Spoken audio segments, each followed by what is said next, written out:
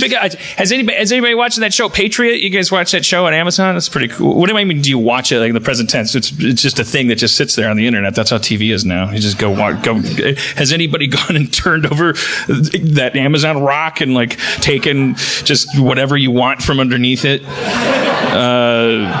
It's appointment viewing. It's a little, but it's great. I watched the whole show. I really like it. It's a bad podcast, but Patriot's great. You should go watch it. Well, we got some stuff. Yeah. So, all right. Well. This is the one thing I wanted to talk about, and then I'll bring my guest up.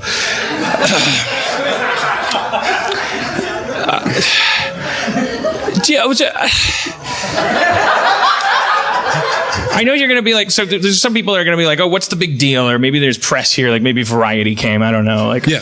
Like, oh, so what's my angle on this piece? Dan Harmon takes streaming to the mainstream or something, I don't know. But and so there's going to be judgment from me. But I just like,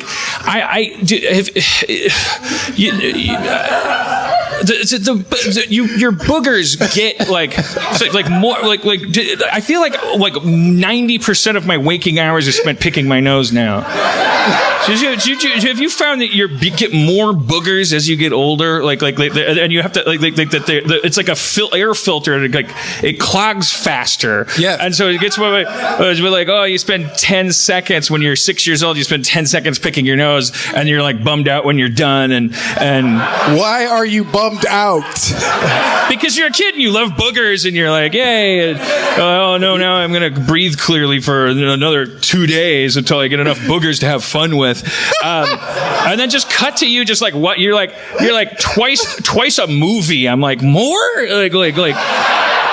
This is just awful. Is that because you're growing more hair in your nose? Boom, more hair. Is that because your body knows that you're becoming more vulnerable to death, and so it's just throwing the cheapest solution at it, just going like, yeah, just don't let anything in. Get off my microbiotic lawn.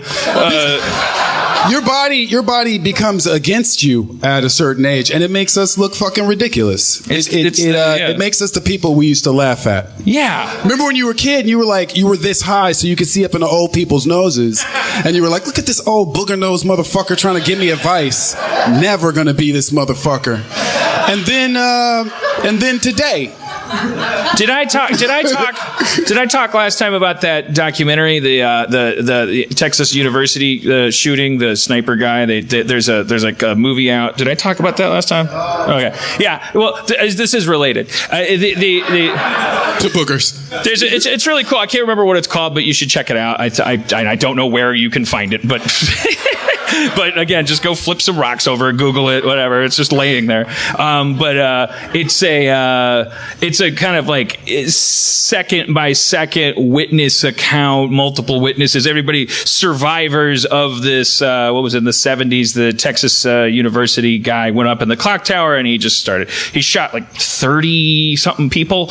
Many of them lived, many of them died, and like the ones that lived obviously are the ones telling the story. And but they did this thing. They did this kind of like thing that almost made me turn it off, because it was like this kind of like waking life. What's that movie called? The rotoscopy, like vectory kind of thing. Yeah, thank you. Our guest is champing at the bit to get up here and. You figured it out who the guest is, and you're like, he's a guest. You call him a guest now. It's just like when Buddy Hackett was on Carson. It was just like, okay, who can we get? Okay, but you are gonna pay for that. But the thing is, so then you realize as it goes. And you should keep watching it, like because it just continually it gets more and more enthralling and heartbreaking and terrifying and interesting, and there's heroic stories, and there's also people going, and that's when I realized I was a coward, which is, I mean, really just as almost uplifting and interesting to hear. But all of the people were like the age they were during the incident. and I realized it's because we're ageist. Like they hired actors, like 25-year-old actors, and animated interviews so that they weren't necessarily just having fake people on video. So they kind of split the diff. I think this is my assumption of why they were doing this artistically, but it was like they're doing this like rotoscopy thing of younger people reading the accounts of the people that have survived it. And then they start cutting to the people toward the end and revealing that those people are still alive and that this was their story. And they're all, of course, 30, 40 years older. And it really dawns on you, like, oh, now I see why they did that, because we don't like old people. We don't believe that there's people that are, I'm including myself among them at this point, but it's like melting people, like telling you like, well, then this thing got really happened. It was real bad. And you're just like, yeah, that's what you rock lords always say. Like, you're always referring to like how life was rocky and like, everything's made of granite and flint. Everyone looks like Michael Chiklis in an oven, and their ears. The ears are the same size as their head, and the lobes are resting like epaulets on their shoulder pads, and just like their teeth are old baseballs signed by Mickey Rooney, Mickey Mantle. Which means they got that when they were very young, and he was still a child star. But it was really effective because they include the images of the old people, and so it really brings you to the precipice of realizing that. And then you're like, yeah, it seems like a dumb thing to have to remind yourself, but 65-year-old people were once 25, and they were probably pretty hot when they were, and you probably therefore like really listened to everything they said. Like, man, I want a soda pop, and you're like, whoa, that's amazing, Brittany. And then she's later just like, I want a soda pop, and you're like, fuck you. Yeah. Like, piece of shit. Get back in your hole, Grandma. You piece of unfuckable shit. Yeah. You offend me. It's true. And we really blame people. We blame when women get pregnant. We look at them as like, we're like, oh, you're glowing, and all this stuff. And we're like you're pregnant, but you can't work here. Get out of here. Go home. And no, you can't get paid while you're at home having a baby. You fucking gross baby maker. And then as we all get older, we're like, you old fuck. You gross piece of shit. We worship youth, and when are you the youngest? When you're fucking stupid. Yeah. Like, well, we're kind of like, we split the difference and we go like, oh, I love 25-year-olds. But really, you can tell from our culture, we're like, yeah, but I really like a nice 19-year-old. Oh, shit.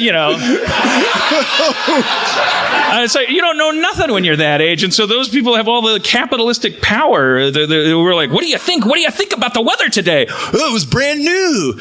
He's right. It's never happened, this weather. We used to have that respect for old people when we were cavemen, because they looked at melty people and they'd be like, dude's melting. Like, do you know how many saber-toothed tigers he hasn't been bitten by? Yeah, but old people kind of got mean and sent us off to war. So it changed the shit, maybe. Yeah.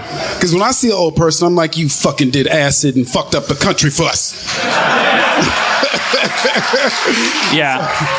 That's the generation. There was the silent generation, the greatest generation of the baby boomers. Right. Wah, wah.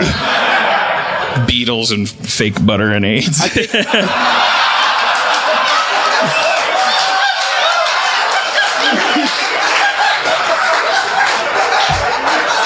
That was a reference to Community and the Community Christmas episode where they sing it.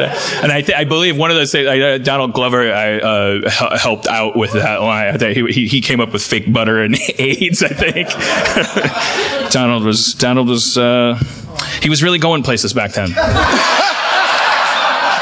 It's a shame to see these kids waste their future, Wish he would have stayed just on fell for in that. with the wrong crowd. A bunch of rappers. I told him, I said, Donald, you were going to regret this, not moving to Yahoo with us. Where are you going? To rap. Ha! To rap. Atlanta. Who's ever heard of the place? Go ahead, make your silly show. Donald Glover. I'll see you again, my friend. Kicking on my door in the rain. Please, one more season, sir. Can we do it for Alta Vista? Does Cracked have a discretionary fund? We could shoot it in your apartment.